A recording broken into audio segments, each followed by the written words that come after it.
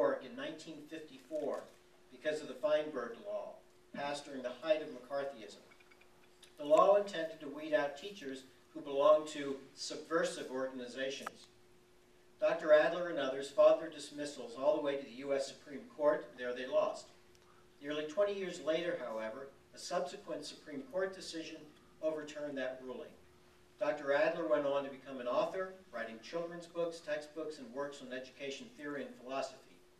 He moved to Vermont in 1960, where he was president of the Vermont and Mississippi Project, chaired the coordinating committee of Vermont peace organizations, served on the Shaftesbury and Mount Anthony Union High School boards, and involved himself in myriad civic projects. In his later life, he started a third career in science with an interest in mathematical biology. At the age of 96, he remains active in current events and eager to embrace new avenues for advocacy. His comments on healthcare reform can be found online at Blip TV. All you have to do is go to Google, type in Irving Adler, healthcare reform, and you'll be able to see a video on Dr. Adler's remarks. New York and Vermont, and indeed the entire nation, are the richer for Dr. Adler's steadfast commitment to the individual liberties of all people. Dr. Adler, congratulations.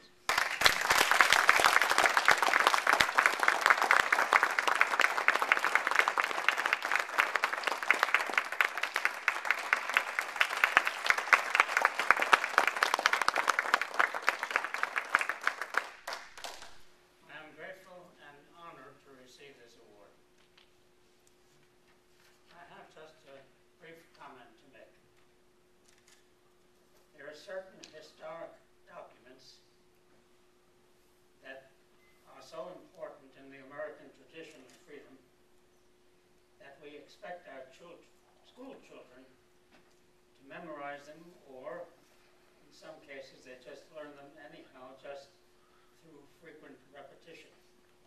The first of these would be, I'm sure we would all say, the opening sentence of the Declaration of Independence.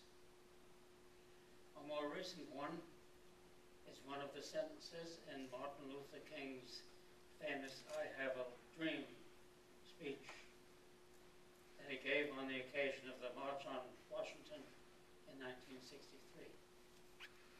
I would like to propose another sentence that all of our school children should learn. I think it should be posted in every classroom.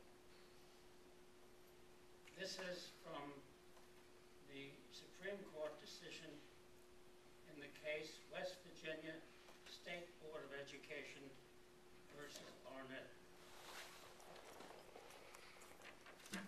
It is a very fine statement, not always observed in practice, unfortunately, but that's where we come in.